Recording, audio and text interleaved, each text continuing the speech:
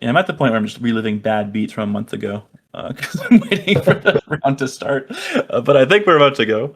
Yeah, Brad's looks like on Brad 6, is Lucine's keeping mulliganing 7. again. This is a tough day for the player in the white creature seat. All right. He's found a 7. He's 1-1.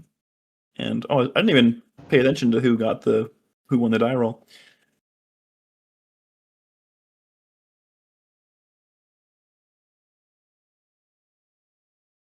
God, the Shrine, lovely old original printing. And Mother of Runes. And that was one of the cards we talked about as like a really good thing for him to have into Grixis Tempo. Yeah. Right. One of the cards you most want to see in your opening hand. Yeah. Ooh, Bin's of Fury. Yeah, Fury looks a lot worse when Mother of Runes is face up. So interestingly, Lucine doesn't appear to have an untapped red source. Otherwise, I assume the Chain Lightning would have been snapped off. No red source at all from what I'm seeing. So having an inverse of the previous game. We'll see if they can sort that out with the next bit. Oh, Strip Mine. Strip Mine. And can we make 3 mana? Yeah, slam a 3, and the 3 is Enduring Innocence, which is going to be a great thing to develop early. Yeah, very good one into Grixis, which is light on exiling effects. Yeah. Lucine finds a blue fetch, which lets her get second blue back as well as a red source, so that's a very good draw for her.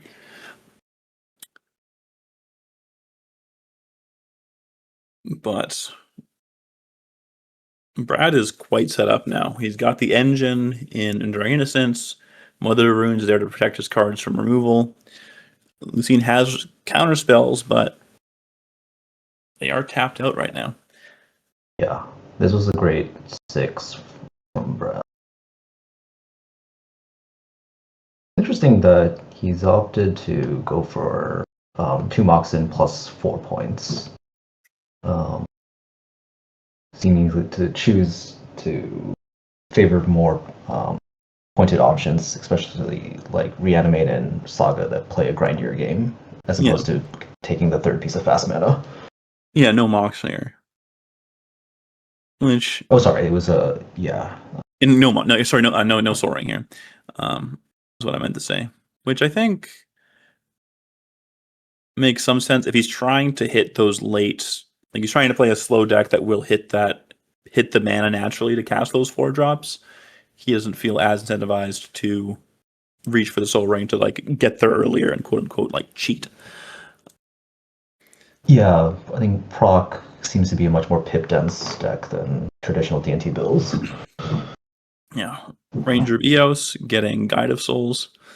It is funny. There was a long time where Brad just hated on Guide of Souls, hated on Ocelot Pride, and here he is on both of them. He kind of took a break from the game for a bit in the last couple of months, and maybe he's come back with fresh eyes and seen, oh wait, these cards have the image. What if I played good cards? No. So I know what you're saying. There was like a considerable debate between like how good each of those like of Ocelot Pride and Guide of Souls were. Yeah. But I think in general, like honestly, they just play pretty good by themselves, and like you don't draw them both together that often. But yeah, I think they're just good enough to play standalone. I agree. I don't think Ocelot Prides make it into 4-color control or even straight Jeskai, but if you're a creature deck, I think that card is just another great 1-drop to play. Yeah, I believe Ocelot Pride is just sort of really quite a threatening card to just be in play on turn 1 against reactive decks. Yeah. And Guide of Souls was, I believe, the highest win rate card in MH3 Limited. Just sort of like a card that like really dominates creature or board-based matchups. Yeah. All right. Brad happily trades Enduring Innocence for a token, comes back as an enchantment, which means it's going to be protected from removal later. And think Windy might have been hoping that Brad would tap the Mother of Runes to protect it, but I think Brad's more than happy to just have an enchantment and continue blanking. We're assuming Lucian's removal, which I see Chain Lightning. I think that's all I see as far as straight removal goes. Yeah, I think in comparison to the match against Jeskai Black, I would imagine Brad feels way more comfortable without the threat of Terminus or Wrath of the Skies. Or fourth even. Like, if the game goes long, there's no, like, I win button, right? It's just another Barrogoyf or another... I mean, a big Wanchi-Tong or Quantum Riddler are both, like, good for Lucian to draw late in the game when they're on 6-7 lands, but it's not. They're not going to close the door in the way that a fourth Aeolingus will. Yeah, that's a good point. And there's no threat of something like Pack or Price of Progress out of this particular Grixis list either. Yeah. So it's a much fairer fight over the board. Right. Chain Lightning's the Ranger Captain of Eos. Brad does opt to protect it with Mother of Runes.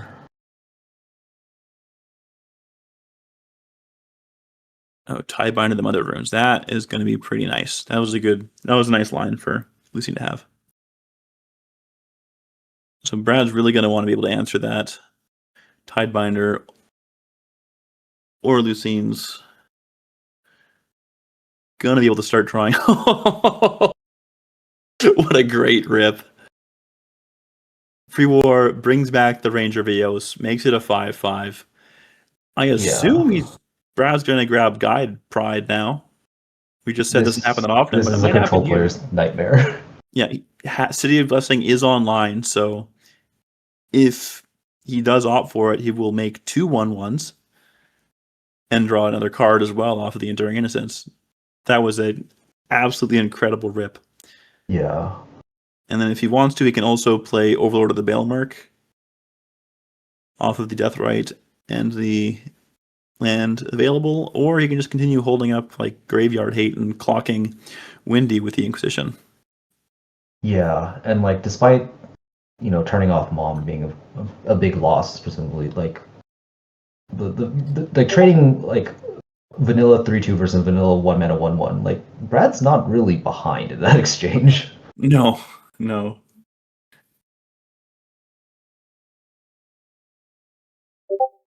Especially with Fury long gone in the rear view.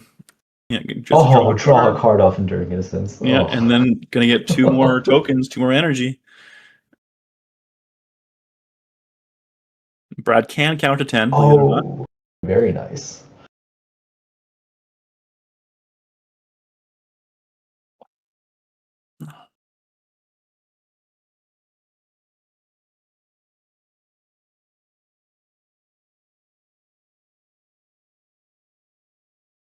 I want to read what that back of the sleeve says, but packing it up. There is a cat.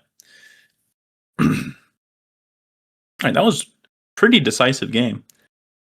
Yeah, I think that's probably that's exactly how you want to draw it up if you're a Brad. Yeah, when you just have a tap land at your own play and you see Mother of Runes on 1, you are really spooked. That was a 7 from Lucine, keeping and a 6 from Brad. Yeah, keeping Fury and a Chain Lightning. No red and Brad had 1 that was on the play. Oh no, sorry. I think she surveilled away the Fury. She filled away Fury because she had no red source. Yeah. And, I think if that was might have been what we call a play draw diff that game. But yeah, I think the hand looked reasonable. Maybe not. On the draw. Without a red source to answer turn 1, Mom made life difficult there. Yeah, but I don't think you can't always keep hands that answer the turn 1 threat. Like, you have 2 lands, you have counter magic, you have a removal spell, you have at least 1 threat, right? I believe the 3rd path wasn't that over. Well, red wasn't available. You have a survey land. You want the draw to find it. I think it was a reasonable line that just didn't end up panning out. Game 2 on the play. And we have another no black hand. So we're going back and forth. We had a game of no black mana, and then a game of no red mana until it was a bit too late, and now we're having a game of no black mana again. Both players are keeping 7 though, and I think it is correct. Yeah, this hand from Lucene looks a lot more aggressive. We have Electrostatic Infantry and Quarry Steel Cutter. That is a absolutely Inspector, right? signed to hell 3-1 Inspector. Okay. I can't imagine there were that many artists who worked on that card, so I'm not sure who did all those, but it is gorgeous. Maybe. I see another space land on Windy's hand. I can't make out if that's a big swamp or not, however.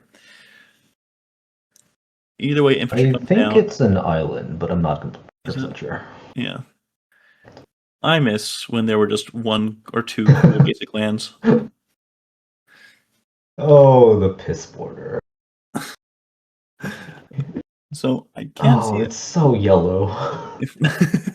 Those are the sleeves. It's great. If Lucene has a 1-drop, they do get to go Quarry Steel into 1-drop spell that triggers infantry and Quarry Steel and start going to town, which is a very nice aggressive start.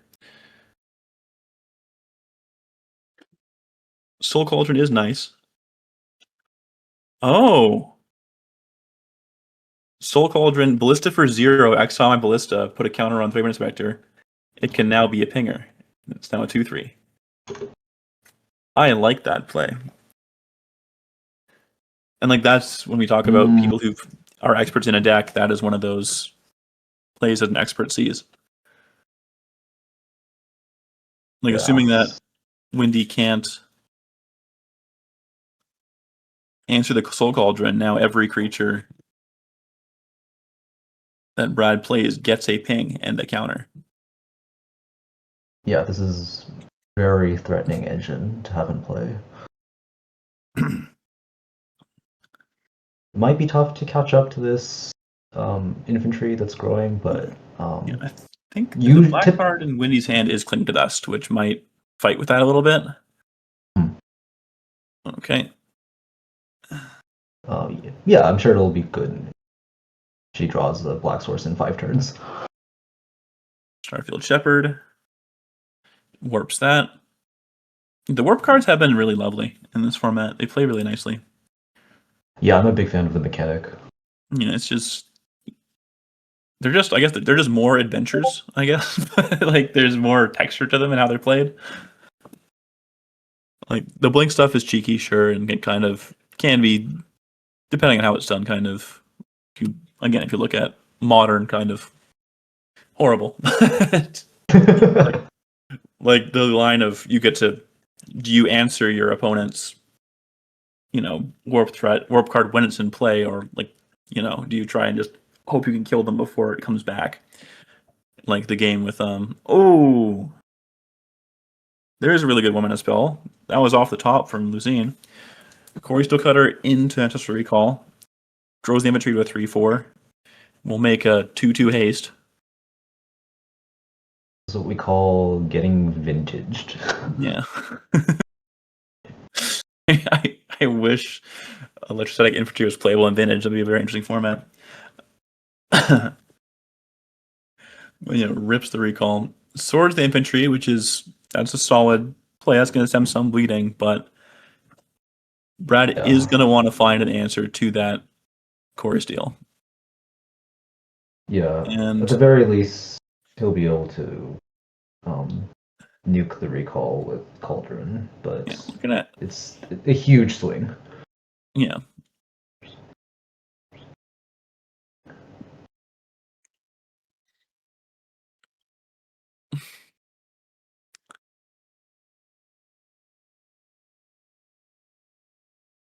And Dragon's Rage Channeler to boot. That card is not gonna fill the graveyard fast enough with Aegis Soul Cauldron in play, probably. Oh, Windy drew in a braid off of the recall.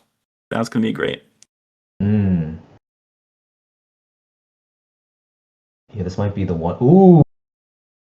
Palace Jailer, exile my creature, put a counter on Jailer. eat the Dragon's Rage Channeler. Oh, Nice. yes. Oh. Let's go. So, do you think Palace Jailer will eat the point that's coming up soon? Has Jailer finally gone too far? Oh. All right, Dismember's good. Yeah, Dismember's good. Corsealer's good. Honestly, do we have another? yeah. Is there another card? Doesn't follow up. It's Abrade the Cauldron. Okay, yeah. Yeah. I think Dismember was off the top as well. So drawing the removal spell, and also getting to answer the Soul Cauldron. Yeah, a huge swing. Yeah, I think the Jailer was a huge swing. I think this might be a bigger one. There's been some really back-to-back, pretty heavy-hitting plays. Like the Infantry into Recall, the Cutter into Recall, into the Jailer, kill your Darcy, into this. Tidal House Killer, not likely to be the same level of, same amount of punch. To answer your question, no, I don't think Palace will be eating a point. Alright, takes the Ponder, which that makes it more difficult for Windy to trigger the Quarry Steel Cutter, which is why, if you're wondering why Windy passed with 1 mana available when Ponder wasn't handed, it's so they could work double spell next turn.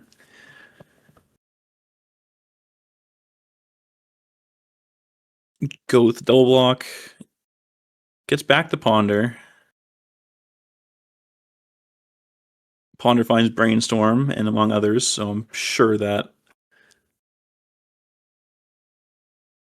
And the Black Source, which is going to be the thing. We've seen takes. Cracks it for a black.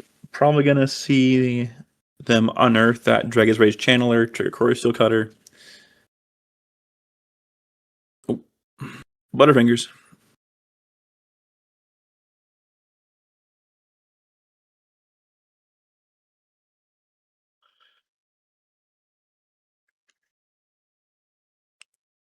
Yeah. And grabbing a basic swamp, which is, again, very disciplined. Just knowing you don't want to have a wasteland or a strip mine suddenly cheekily take away the mana you just finally got to.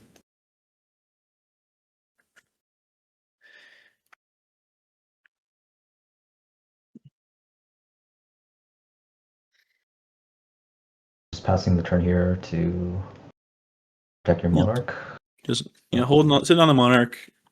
Dragon's Channeler is just only three types in the yard, so it's a 1/1. And I think that's 2 cantrips in hand hidden underneath the or just face down for Lucine, which means Quarry Steel might rise again. You see a Ephemerate on Brad's side of the table.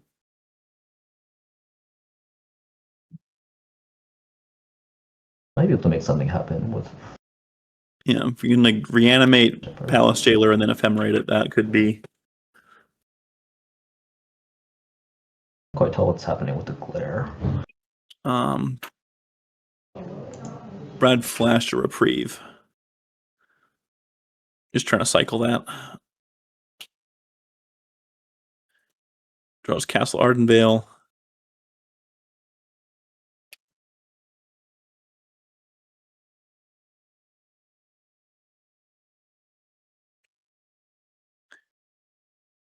Yeah, Lucine's about one of her few engines, which is Quarry Steel Cutter, which means she is comfortable right now. Just not exactly just like sitting on it doing nothing, but they can afford to play a bit more passively. Sit on the Monarch, let the Quarry Steel Cutter make more tokens until you feel really comfortable just launching a flurry of spells, sending a bunch of monks crashing in. Yeah, and the tokens also sort of fare nicely into Proc, which is on like the smaller side of creature decks. Mm-hmm. Yeah, I'm just gonna fire for Cling to Dust at any card essentially, which is arguably a little aggressive into Deathrite Shaman. Like Brad will be able to just eat that Cling to Dust before it gets escaped, but I think Lucene recognizes that the game is not about that anymore. They have all the cards they could want.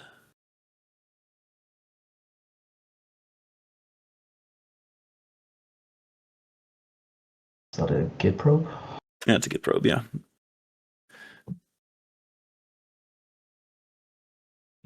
Oh yeah, we're keeping a storm counter. Or prowess counter, but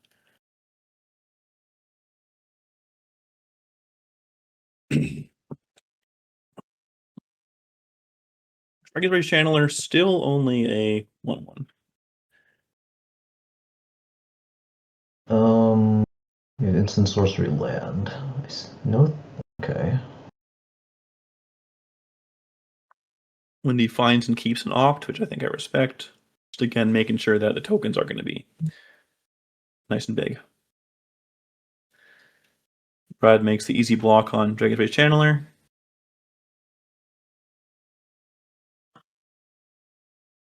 Four, 5, 6, 7, 8, 9. Yeah, and that's that's enough for Brad to call it. Right, we're at 1/1. Brad gets to play again. Yeah.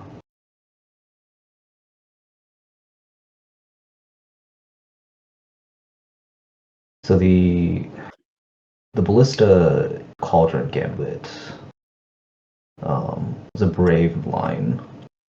Although Didn't end up paying off. Yeah. Although I guess it was sort of unlucky to get tagged by the one of a braid. I don't. Looking at the list, that Abrade and Flame. Oh, Flame of Anor, okay. So 2 outst artifacts. And then Brazen Boar were technically, or Tishana's Tidebinder, but so 2 real outs, then 2 kind of soft outs. Yeah, so honestly, yeah, a little bit unlucky actually, or lucky from the scene's part to have an answer. Yeah, and yeah, I do wonder if having that, what did the maybe doing it maybe did it a bit early.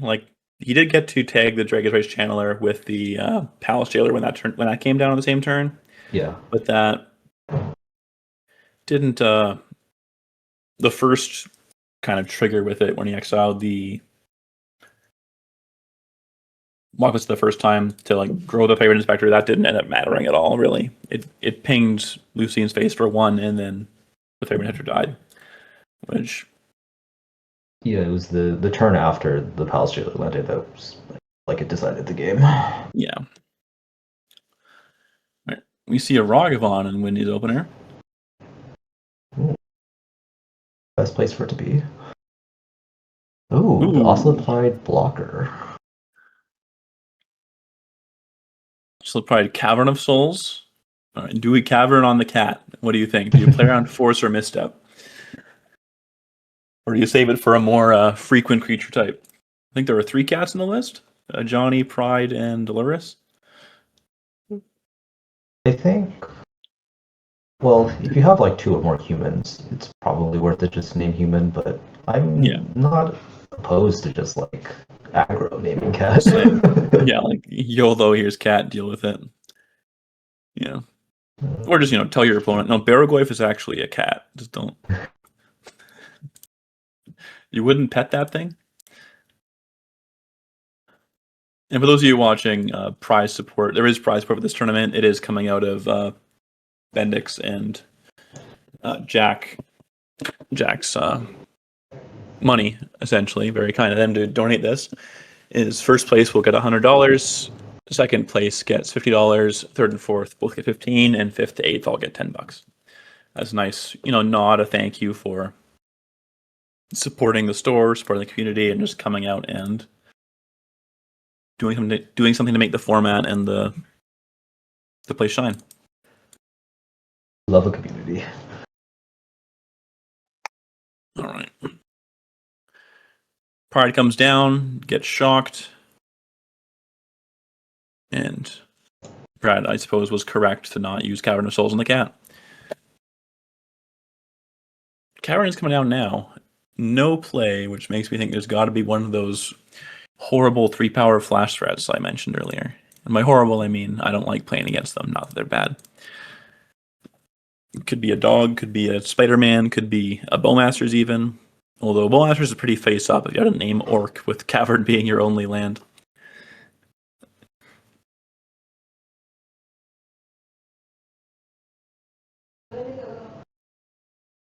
Though Brad is not on Cathar again.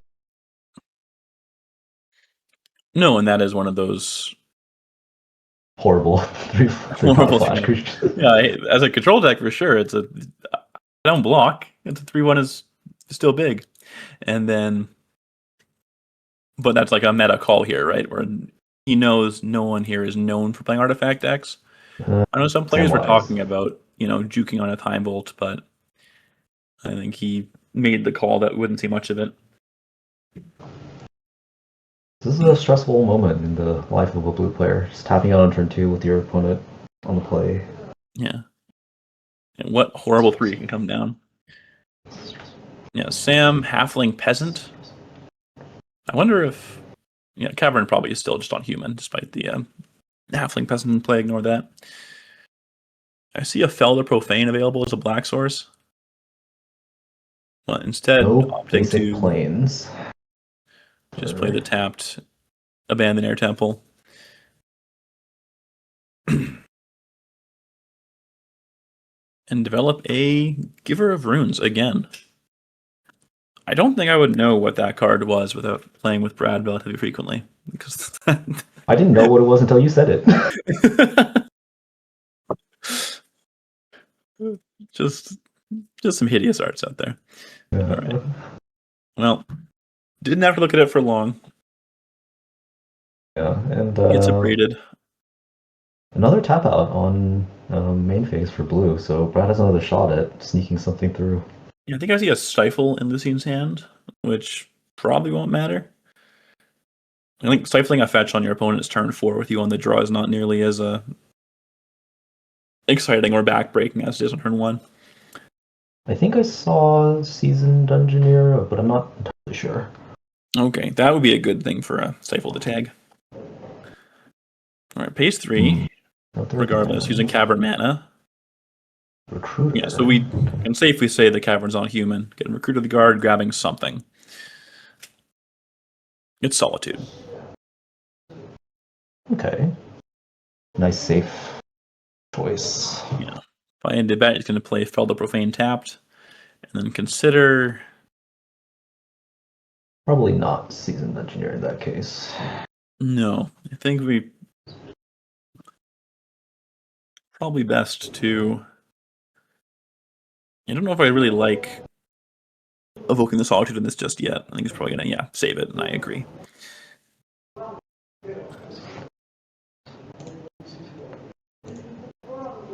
Definitely leveraging the play well there by just using the Recruiter, kind of a nothing card to just set up future removal because he has, one more turn of time to do so.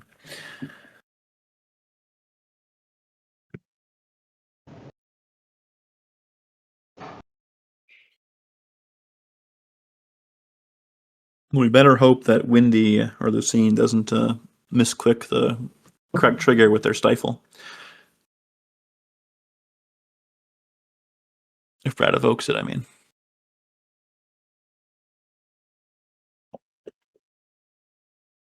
I think it was worth stifling the Recruiter there. Honestly, I'd cash it in. Like, I think it's a Recruiter trigger is going to get a good card.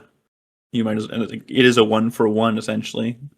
Like, it's technically a 2-for-1 because Brad gets to keep a 1/1 Recruiter, but I think I'd pretty happily cash that in. Yeah, I think it's often sometimes with like cards like Stifle and Misstep, you sort of want to cash out when you can. Yeah, use it or lose it, right? Like,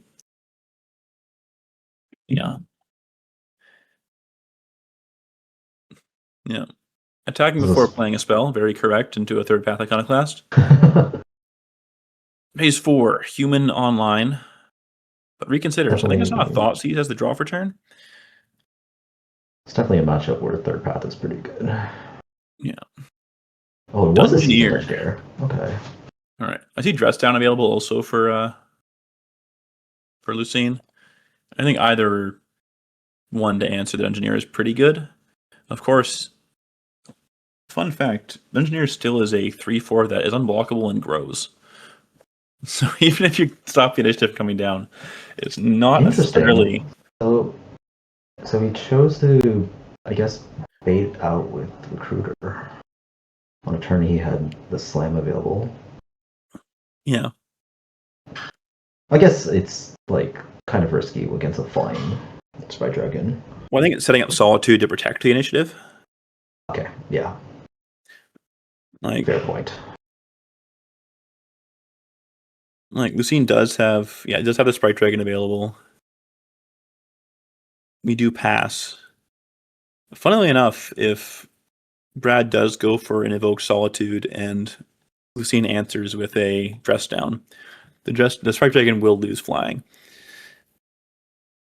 Oh, this never comes up. Snap Discharge on the Seasoned Engineer with the spare energy left over from an answering Ocelot of Pride earlier. Lucine can pay 5 or 4 energy into it. But it's only made possible by Discharge. Yeah. Imagine playing Chain Lightning over Discharge. I mean, it has me before, but I regret it every time. Interesting to path the... I guess pathing the third path does make sense, because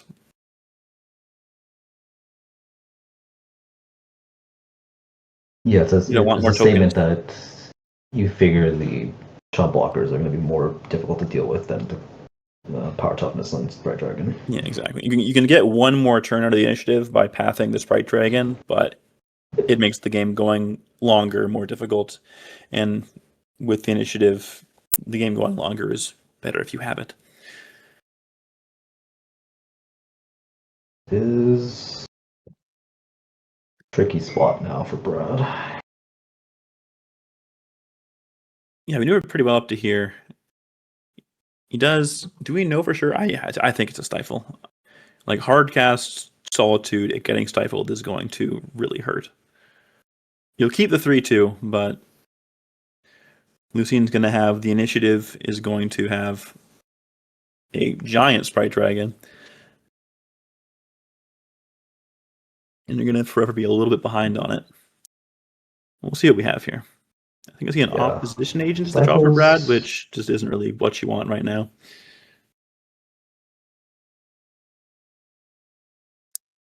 Yeah.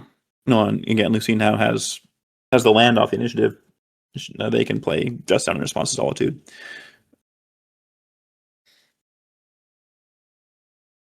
Yep, makes sense. Brad gets the initiative back. Take the initiative. With a trigger on the stack, I believe they're casting Solitude in order to grow the Solitude with the Forge, which is a smart heads up play. Mm-hmm. Like, oh, that's a great play. Like, instead of putting on the Recruiter, because Lucine just drew Fatal Push, which Solitude does not get answered by. Yeah, and the getting above the 3 toughness threshold is huge here. Yeah. Brad has 2 cards available, the Op Agent, and I can't tell what the last card is. It looks like an artifact. Is Brad playing Chrome Mox? No. It looks like an artifact, but I can't tell you which one.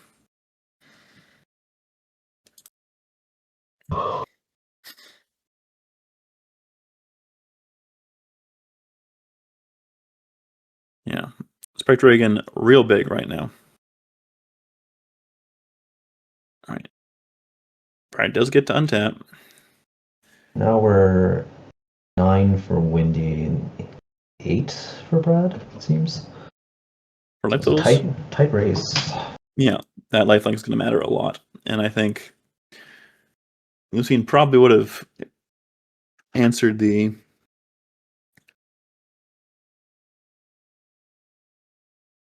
The Solitude when Brad was tapped out.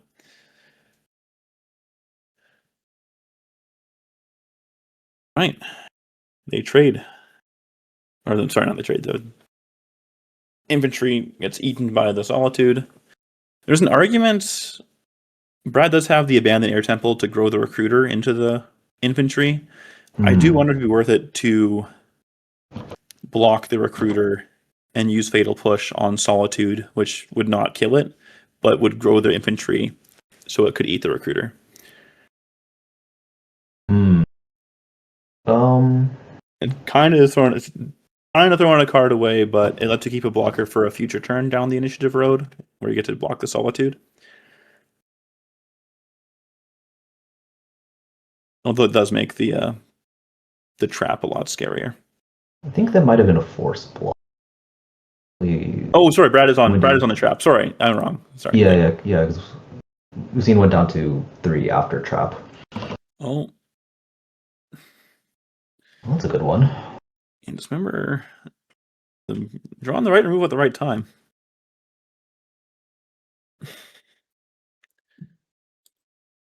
Brad at 13. Lightning Tutor in Brad's hand? Yeah.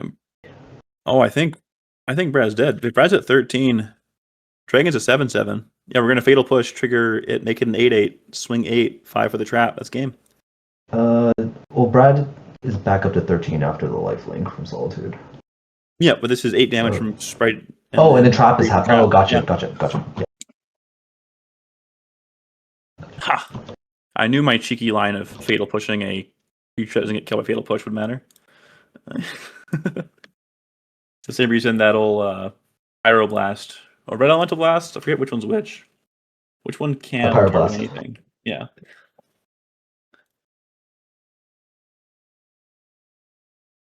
That is funny. I type in Pyroblast and then the Scryfall search comes up and the the little preview of the page that Google gives me is Pyroblast can target any spell or permanent is the first thing it says. All right. So for those of you who are just tuning in, this is the finals now with Lucine on Grixis Tempo up 1 game 2-1 against Brad on Black-White Martyr Proc. That dismember, hell of a draw. Huge. Yeah, I think. I'd say. There were a number of outs that answer the Solitude there. Yeah, it was another case of Brad just sort of needed any removal spell against this Sprite Dragon. Yeah, just didn't find a single one. He's on this member, which would have mattered at some point. Giant Killer answers Sprite Dragon. Doesn't answer about 2 drops, answers that one.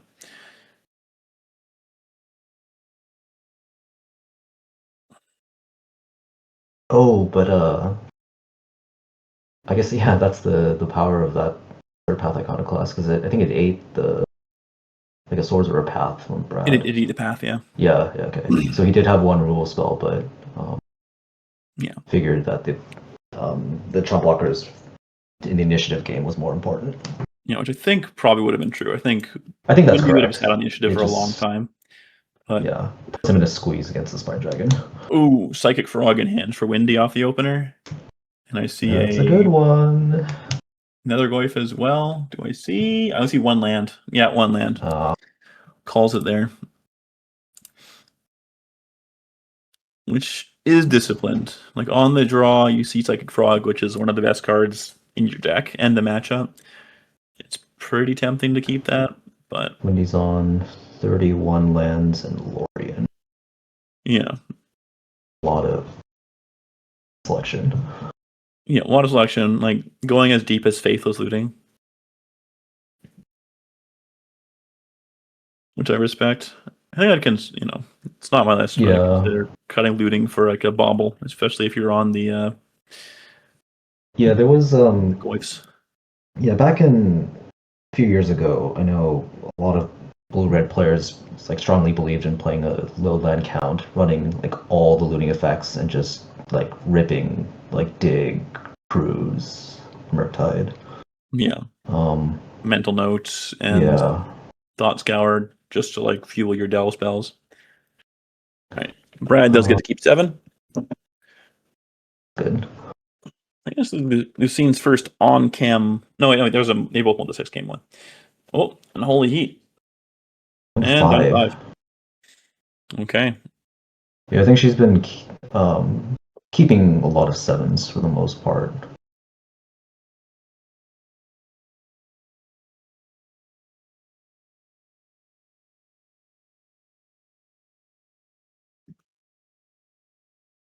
Yep, love it when I mash half of my deck upside down. The other half. All been there.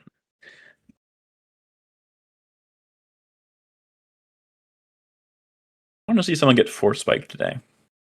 And despite seeing Kaido in hand 2 different games so far, we have yet to see it come down in the way that matters. Or at all, actually. Yeah, it's been accompanied with hands without black mana several times. Yeah.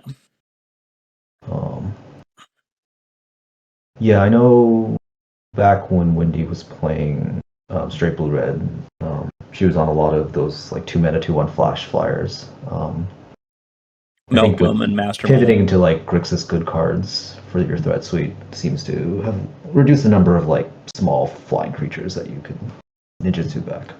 Yeah. Less chip damage as well, so the price of progress, despite in addition to also, hurting you a lot more, also is less likely to just take out your opponent. Mm-hmm. Games become more about chunks of between 3 and 5 damage, and instead of 2s and 2s. Oh, is this another 5 with? Is there no red mana?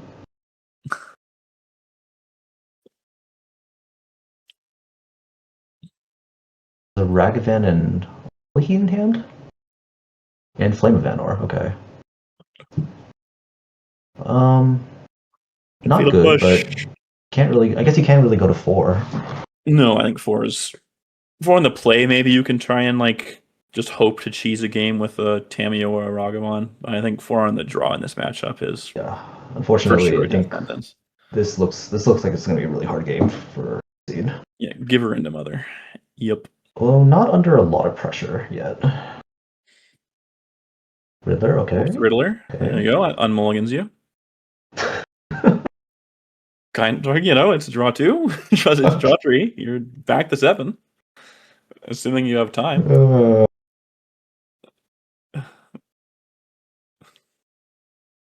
Wow, the Force. Of course. I mean, Yeah, honestly, I cash kind of like in your forcing red you. cards.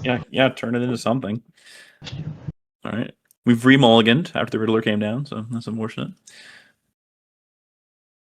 Brad, Do it. I know you want to attack. Yeah, let's go. Let's go. And that's just knowing there's no way that there's 2 rule spells in hand they can cast, or the giver wouldn't have untapped or would have died in response to Mia. Mom. Is that a drought in the world? Oh, there's a classic. That is Scorn Blade Berserker, a 1 mana 0/1 with support, and you can pay 1 and sacrifice it to draw a card. An unfortunate misstep after Mom and Giver resolved.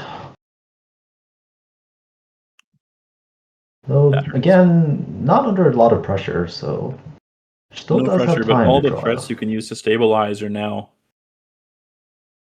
behind. I think most of Wendy's cards that can actually win through this board state of tappers and moms. Yeah, one mom's gonna get drowned now. Yeah, there's another 2 for 1. Down to 1 card in hand. You finally just got your 3rd mana. Brad also hit his 3rd, and he's been playing stuff all game. Yeah, and Brad just knows you're not going to kill Giant Killer. Enduring Innocence will come back. I can just tap out a Giver Runes and attack you.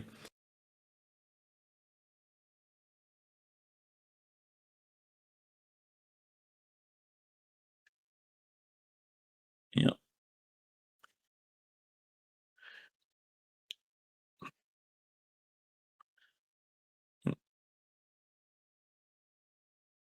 Goodbye, monkey. There's a Guide of Souls. We'll draw another card. As Brad draws his like 6 1-mana spell for the game. Yeah. Ranger Vios on top now. That's nice. We might get to see the Guide Ride happen again.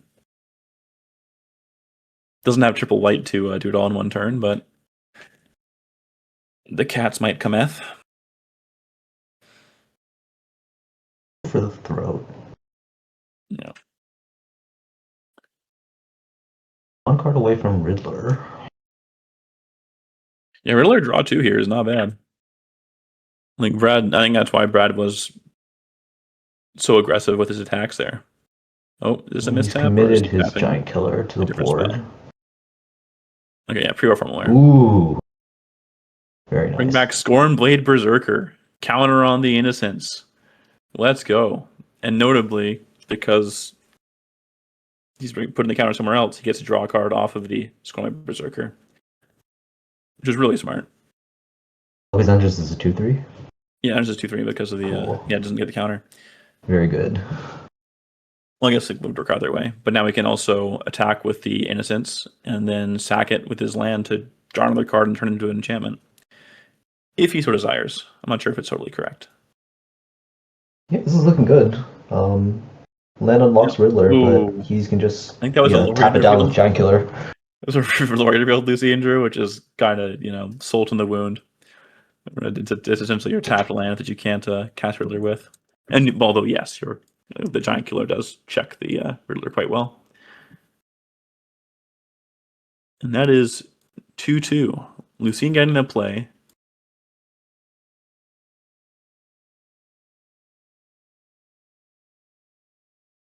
That was a neat game 3. That game 4, a little bit more lopsided.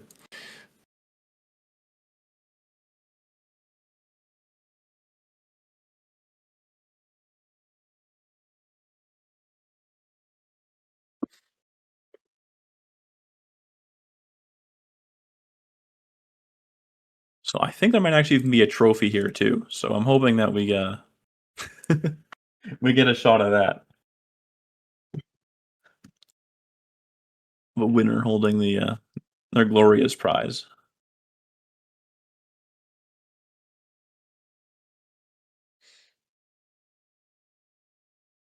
No trophy on site, unfortunately, but there will be a trophy, and keep your eyes peeled. They'll be posted somewhere at some point. All right, let's go for 2 clean 7s. I want to see at least 10 lands in play for both players into this game. All right, Wasteland for Lucine, which is going to be nice on the play. Wasteland, also have a threat to develop with it. Reasonable. Yeah. Both players keep it 7. Okay, we're off. All right, I'm going to guess Volk and Ponder because I think we saw a third Path Iconoclast in there. Mm-hmm. One Ring, Kite Sail, Felia, nice. I think Caracas is one of the lands too. I couldn't catch it.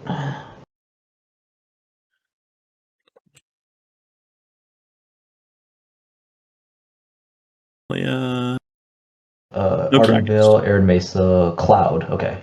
Cloud, nice, and yeah. Kite Sail. Look at Brad using his tournament winnings to get a showcase Cloud.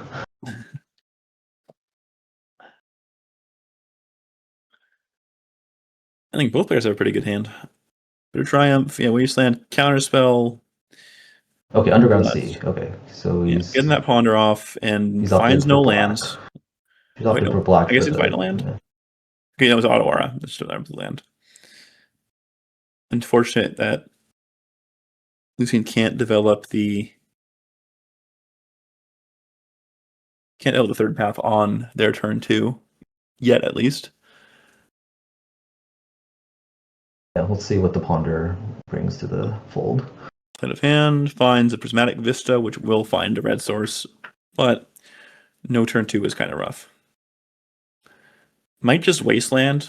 Oh, wait, no, Brad played a fetch, but there's a world Brad doesn't where she just hits the Wasteland snooze button, I call it. Where it's just like, let's just redo that turn. I don't want to do it yet.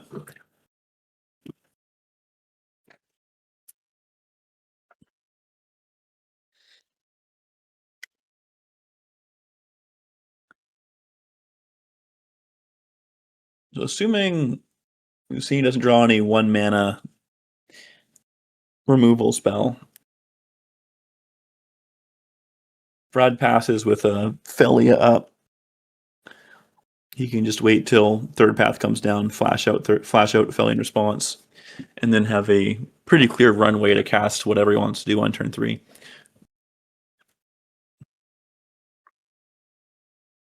And Grist comes down, which means that Wasteland might matter a lot, actually. We seem to be going now. Yeah. And grabbing Savannah here and getting wasted off of green does hurt, but also it does mean that your black-white core is protected. Okay. It's just turning off Grist. See, this is a heads-up fetch against opposition agent. Yeah. What do you think of fetching early now that Wan Tong also exists? Does that change your metrics? Do you fetch main phased? Like, would you fetch a Surveil main phase if you had no play to make with it? I think I don't think I would do it against Wan Tong, but I do it against opposition agent. Mm-hmm. I think just like losing the land is so bad. Yeah, the Stifle's brutal. Yeah. It feels bad to let them draw the card, but I think just like the probability of them usually not having it versus you like benefiting from the Surveil makes the fetch for the Surveil just like too juicy. Yeah. But I do think, yeah. It's just there's a lot of cases where like you feel bad against Washington, but you just like lose against opposition agent. The opposition is like 3-for-1 and also a strip mine, like 3-for-1 and tempo. All right. Oh Felia, wow! Blink Cloud comes down. Grab Soul Clamp. Felia Blinks Cloud. Oh yeah. This is Magic the Gathering. Yeah, so I don't see a 1-drop removal spell for Lucine, which would be like the cleanest way of coming back from this. Not that the game is cleanly recovered from getting wasted on his white-black source. That was a Flame of Venor. Oh, that's not bad. Is it no third land? We do have the attack to ponder trigger. So we'll probably see a Flame of Venor happen this turn. Which we're just taking turns, grabs one immediately. Oh no, that's not where those cards go. Yeah, and then I think that's going to be a shuffle. That was like, oh heck yeah, and then oh wait, no, it's a Fatal Push, which does suck. That's like taking push is interesting as a takes the push. Does get to push the Brad goes for clamp on Cloud and it gets pushed. That will be pretty brutal because then Lucine will get to untap and push the Felia. Brad has their land lined up, okay. Brad can cast Grist. Ooh, Skyclave. Just pushing Felia now. Yeah. Fair enough. This might be one of those games where Dreadhorde just takes over. Yeah, this is the game the Dreadhorde, defenders will talk about, which not defenders. The card is good, but especially when it's a wizard and you Flame of Venor. Like, I think Lucine is tempted. Or they have the misstep for the Skull Clamp, so there is no reason not to. I think there's an argument to save Flame for Skull Clamp if there was no misstep, but I think here you're happy to just swing, push. If Brad goes for the blocker, either way, it doesn't matter. It's trample. Just infinite value off this Dreadhorde. Yeah. Yeah, I might just not even misstep the clamp and just get it anyway. The One Ring, is still something Brad has access to. Okay, Thoughtseize is kind of nice, but yeah, you're gonna trade anything for removal spell in this situation. Yeah, Kite Sail comes down. Now, if Lucine decides to flame it. Brad will get to see the hand and know what's coming up. Otherwise, Lucine can just slam counterspell. Yeah. Yeah. And then Skullcat comes down and... Okay, they do opt for the misstep.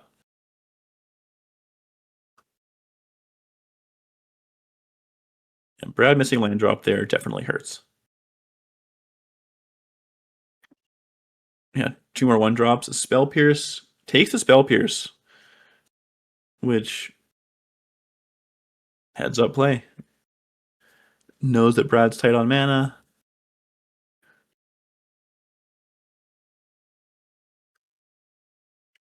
And that Brad needs to answer the Dreadhorde. There it is. Found the Piss Foil. Goes for Thoughtseize. It changes his fortunes.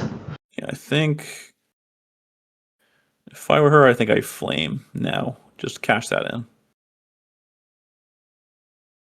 Yeah, I think I agree. Oh, okay.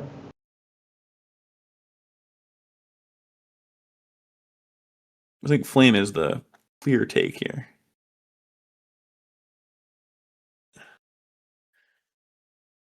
But Lucine is stocked up on removal. That is Cling to Dust, Bitter Triumph, Flame. What's the card to the right of Spell Pierce? Sea of Miles of Text, which means either an old card or a new card.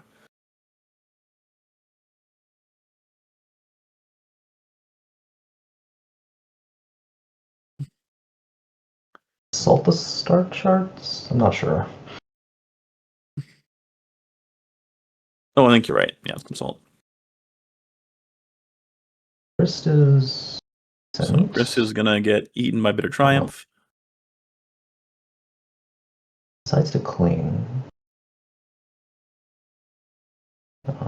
Just, yeah, food for the Dreadhorde, maybe? Yeah. And then just consults. Gush, Tameo, Incinerate. None good with Dreadhorde, but all good cards. Yeah. So I think if there's a world where Windy taps her to Spell Pierce and Brad gets to land that the One Ring, then there's a reasonable chance for Brad, but I think the clock is starting to tick in terms of getting control of this Dreadhorde. It has drawn 3 extra cards so far. Oh, yeah, Ponder, Fatal Push, Sleight of Hand. And there's a Force Negation for the turn, which means it's almost never going to happen for the One Ring. Yeah, clings a land.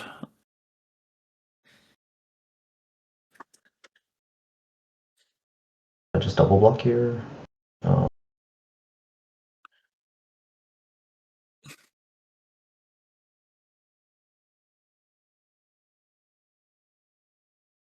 Just blocks with. This is one block. Which, you know what the removal spell anyway. I think it's probably fine to do it here because you know the Triumph is probably coming at Grist either way. So I think I kind of like double blocking there, but I don't think it matters too much, especially since Lucine now has Dismember. All right.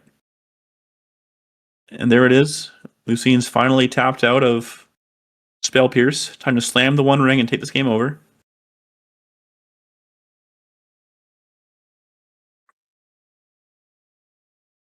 Brad's thinking about it. Oh, Seasoned Engineer off the top. Oh, this is huge. If he goes for the One Ring, it's Force Negation, but if he goes for the Engineer, he's all of a sudden in a pretty reasonable spot. Not great, but reasonable. It's a tough choice. Yeah, like I think he knows that now's his kind of one chance to get the One Ring into play.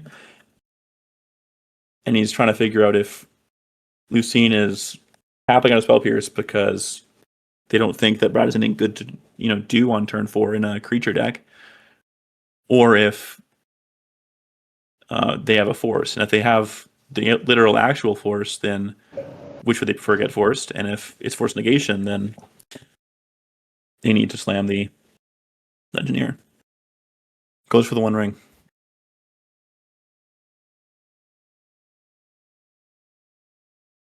He went for the one that it's going to get eaten. Would get spell pierced. Unfortunately, runs into the other sit one. on the stack for a second. Yeah, you should have flipped that immediately. That's heartbreaking. Yeah. And now, okay, at least for Brad's case, there is no more 1-drops for the Dread Horde to actually flash back. However, Tamiyo's in play now. There's... Yep. Good card. Good card. I think that was a Force of Will, if I'm not mistaken. I couldn't spot it through the rapid hand shuffling. Which I don't think there is a second blue card to go with it, so the engineer can come down. There's a pre-or firmware too. Could get back your grist. Yeah, I think this member was the other card in hand. This member, and I think there's a force. I think it's Force of Will. Yeah, that's Force of Will. That's the arcade post art. Sure. Yeah. Engineer comes down and lands. A little bit of hope from Brad's side. Yeah, a little bit of hope. I think if he can survive this turn without losing the initiative, he's actually back to being in a decent spot. Like, what are life totals right now? We have 13 and 11, 12 to 11. Yeah. Okay. This is finals, and this is game 5 of the finals. So we've got a dismember for the Dungeoneer, but otherwise, yeah, no right clear now, path to taking initiative. Yeah, the token can get eaten by Skyclave. I think honestly, there's an argument to just double block the Dread Horde. If you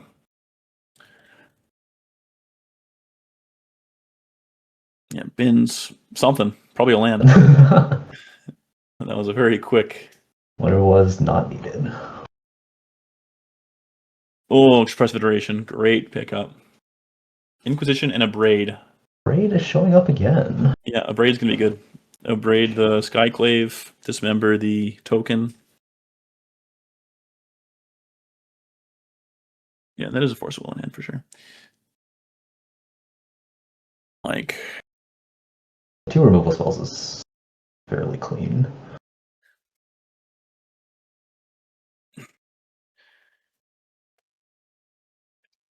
Is it crazy to triple block here? Is it crazy to triple block? I don't think so. So the Dread Horde is trample. Oh dear. This is not going to go well. No, I think that was the most punishable block there.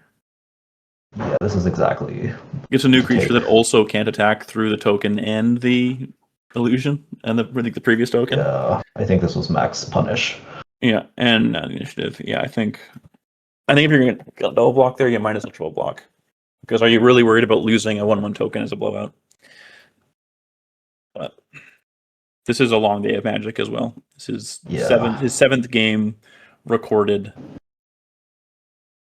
And he started off with that long set. Short game 1, but a long set that he had to crawl back from against Jack in game 2. Cracks his fetch, can surveil, try and find something good. And, well, at least Lucene doesn't have Force of Will available. Although it is bothering me that their Ottawara and Mountain are tapped to the right, and the Rocket Seed or Lands tapped to the left. But we'll get over it. Oh, as if on cue. Oh, and they fixed it. Thank you. All right. Yeah, Island Force in hand. So what does Brad have available right now? We know he has pre-war formalware. Pre-war can get back. I think Ranger of Eos in hand. Ranger of Eos in hand. I mean, if he gets to draw land and then Ranger into Guide Pride, that would put him up to. That would get him all the way to the Ascended form. I don't know why I said the word form there, but get him to an Ascended level. And that lets them start competing. This is stressful. Although, because I don't know if anyone else has had the privilege of triggering the Forge with a Dreadhorde Arcanist in play. Yeah, that with the 2-mana removal spells is going to Beyond that, maybe just Flame game of Venor over. is in the graveyard. Yeah. Oh, Swing he by goes 3/5, draw Mind Guide. deal 5, draw 2. Yeah, I'm worried that the game just might be over. Yeah, I think the Flame The Forge is going, yeah. clutches it.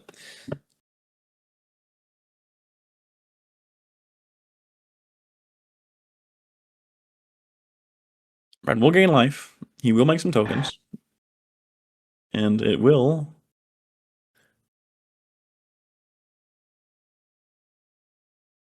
Yeah.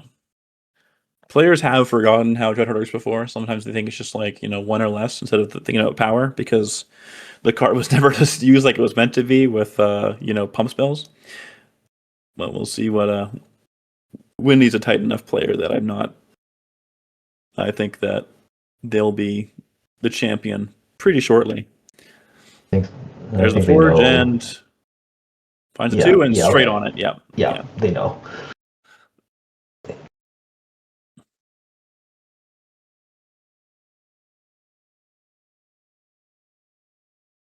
Yeah. Right to the God. Flame of Venor. 5 damage. Draw 2 cards. Finds a Daze. Okay, not that good of pickup, but good with Force of Will.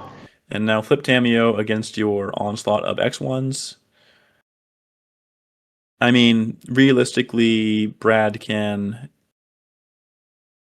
pure firmware back Grist and minus it to kill the Tamiyo, but we both know there's a Force of Will in hand for Lucien. Yeah. Now and you're it's on his Tidebinder and a discharge, and yeah. You can check 2 ways between. Yeah, and just main phase doesn't even allow any shenanigans to happen. Yeah, the old 6-for-1 Dreadhorde.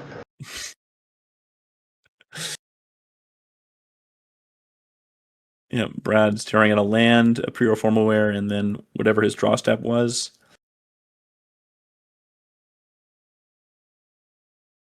There are untimed rounds, so he has time to figure this out.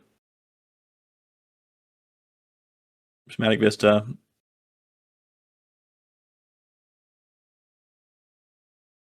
Guide trigger. Gets Tidebindered. Yikes. Gets eaten by the Tidebinder. Yeah, Brad graciously just putting it towards the Tidebinder to show, yes, I know how this is going to go. Yeah. Yeah, this is the kind of shuffle of a man who knows what's going to happen.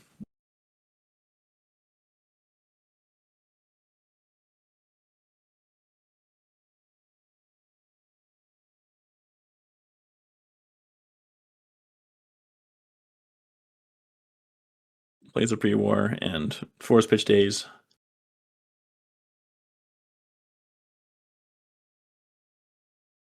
And Paxton. GG's. GG. Congratulations to Lucien as the first winner of the Connection